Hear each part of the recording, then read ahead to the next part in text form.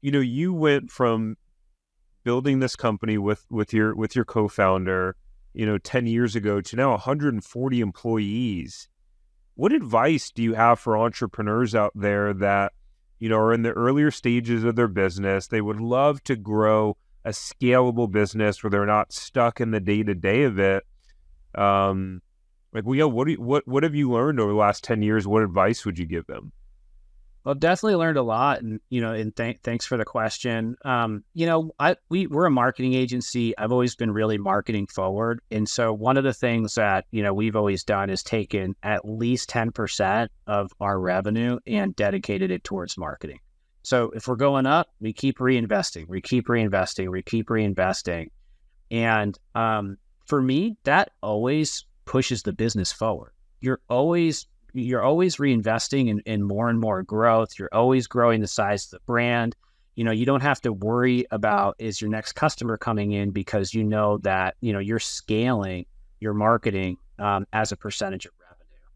And I guess the only other thing I would say is, business is never easy. It's always a challenge, but for sure the first 2 years are the hardest in my opinion, So, if you're just getting started, you're in year 1, 2, or even 3, or even 4, that's when you're, establishing your baseline, you're getting your systems in place, and it can feel a little chaotic. So the longer you hang in there, the better you get, the more comfortable you're going to be, the more you're going to figure out.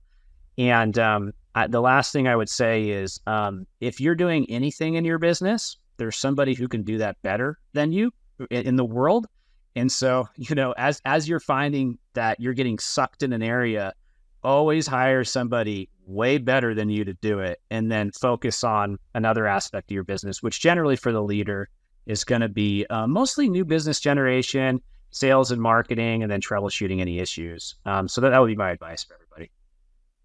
And what was the first, I guess, key hire that you made that really allowed you to work on the business and not necessarily in it, and really have someone else take over something? So that's a great question. And I think that it's a huge mistake for anybody to try to do the back end stuff themselves, because you should be focused more on sales and marketing and growing the business generally. So when we started, when Chris and I started, I was servicing the clients, and he was working on the sales side, and we mixed a little bit, but also some of that just infrastructure stuff that you need. So we found it really valuable to hire a accounting company to handle all that stuff, all that. And then as we continued, we hired really good service people, so that I wasn't too focused in that.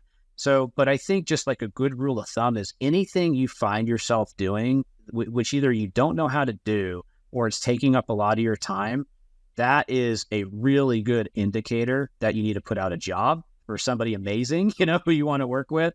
And then you can kind of replicate, yourself over and over and grow from there. So that would be my advice. If you enjoyed this short clip from the podcast, you can check out another short clip right here. Or if you want to watch the full episode of this podcast, you can watch that here. And remember, knowledge is not power. It's applied knowledge that's power.